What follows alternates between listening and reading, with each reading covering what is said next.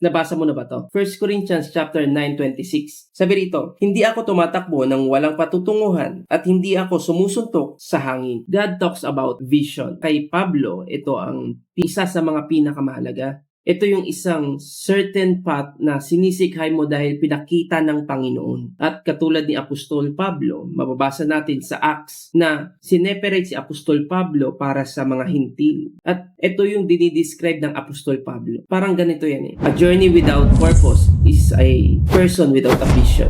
Sinasabi sa Acts 13 verse 2, habang sila nag-aayuno at sumasamba sa Panginoon, sinabi sa kanila ng Espiritu Santo, ibukod ninyo sina Bernabe at Saulo. Sila'y pinili ko para sa tanging gawaing inilaan ko sa kanila. At mababasa natin dito na ang Apostol Pablo at kasama si Bernabe ay nakuha ang vision sa Panginoon. At ang vision na yun ang nag-hold ng kanilang mission. Inilaan sila ng Panginoon para sa mga hintil. Ito rin yung gusto kong tumbukin dito, na pray your own vision in your life. Kung bakit maraming tao nawawalan agad ng pag-asa kapag nandoon sa trials at affliction dahil wala silang pinangahawakang vision sa Panginoon at hindi nila alam ang kanilang misyon. Hindi ko sinasabing lahat ito, pero marami sa atin na naglilingkod sa Panginoon ay walang pinangahawakang vision and mission. At they go from routine and something else. Pero kung meron kang vision na nanggaling sa Panginoon, He will guide you to His mission from your life. Dahil hindi lahat pare-parehas ng misyon, pero iisa lang ang goal, mapaglingkuran ng ating Diyos. Kaya naman sinabi ni Apostol Pablo ito, na hindi daw siya tumatakbo na walang patutunguhan, kung saan alam niya kung ano yung goal niya, alam niya kung ano yung takbuhin niya, at hindi lang siya basta nag-go dahil sa routine at nakasanayan na lang niya. Marami sa atin ay nakasanayan na yung mga bagay na pagtugtog, pag-awit, pag-share ng gospel, nakasanayan ko na kasi, pero ito yung tanong, ano ba yung vision na pinangahawakan mo para sa Panginoon, na bakit mo ginagawa yung isang misyon na yan? Dahil karugtong ng sinabi ng Apostol Pablo ay hindi daw siya sumusuntok sa hangin. Kaya tanungin natin ang ating mga sarili, dahil baka isa na tayo sa mga sumusuntok na lamang sa hangin dahil ginagawang isang bagay dahil wala namang purpose, nakasanayan, routine, or whatsoever. Pero make it sure, alam mo ang ginagawa mo para sa Panginoon. Sino ang pinaglilingkuran mo at bakit mo ginagawa ito? Kaya tanungin natin ang ating mga sarili, bakit mo ginagawa ang mission mo sa buhay na ito? Anong pinangahawakan mong vision?